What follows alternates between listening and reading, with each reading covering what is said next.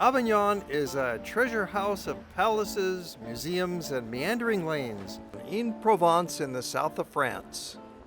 Home to the popes for 100 years in the 14th century. A wall runs around it, which means that the old town is beautifully preserved with large pedestrian zones.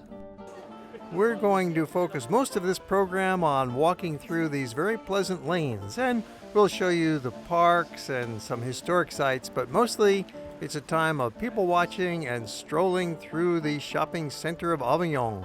Place de Coursant with its burbling fountain, and there's a picturesque little church of the Celestines. If you walk a few blocks into the eastern part of town, you'll come across the Rue De Tom Torre, the street of the tinters. Perhaps the most picturesque street in town. The old water wheels are still turning. Well, that's how it's supposed to look. However, as sometimes happens when you're traveling, there's a construction site here instead. Surprise, surprise. Well, this was a bit of a disappointment, but there's more things to see in town, so we carry on. Place P is a relatively large tree-lined square surrounded by quaint buildings and cafes. The covered food market of Les Halles was created in the 1800s as a metal shed at first, and then it grew larger. And you see here today the modern market hall. It was built in the 1970s with a very interesting living green wall on the outside.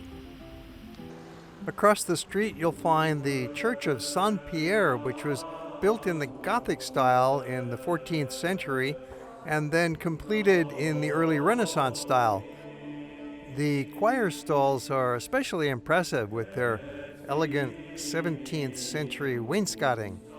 The classical form of the interior contains 6 side chapels and the nave and the main altar. The large gilded high altar is a fine example of the high Renaissance. One feature the church is most famous for are those solid wooden doors. There's a lovely statue of the Madonna and Child at the doorway as well. The exterior is especially impressive with its flamboyant Gothic style and the carved stone traceries of these stone ribs. An old couple carefully walks along the cobblestone paving as we continue through the Place de l'Horloge, one of the main squares, also cobblestone. And here's a little note of warning. You've got to watch out for this pavement because sometimes there are holes in the ground and it can be hazardous to your health. The number one historical attraction is the Palace of the Pope, and next to it, the Church of Notre Dame. We'll have a lot more to say about that shortly, but first we're going to take a walk past it up the hill to a beautiful park with a view. Walk a few minutes north from the Place du Palais into a lovely public park called the Rocher des Doms, resting on the top of a small hill overlooking the old town.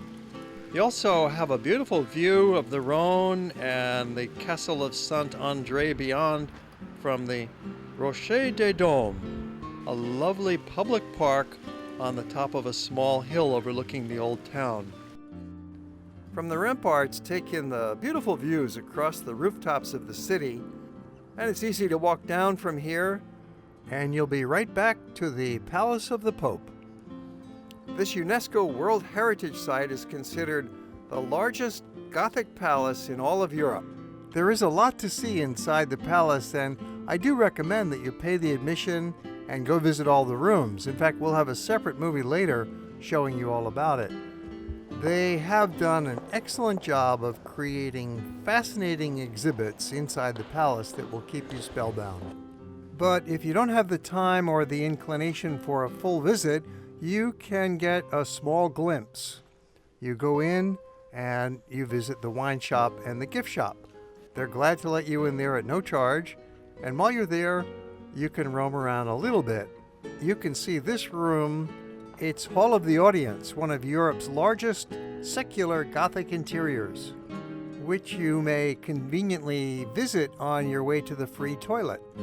But really, it's worth paying to see the whole palace.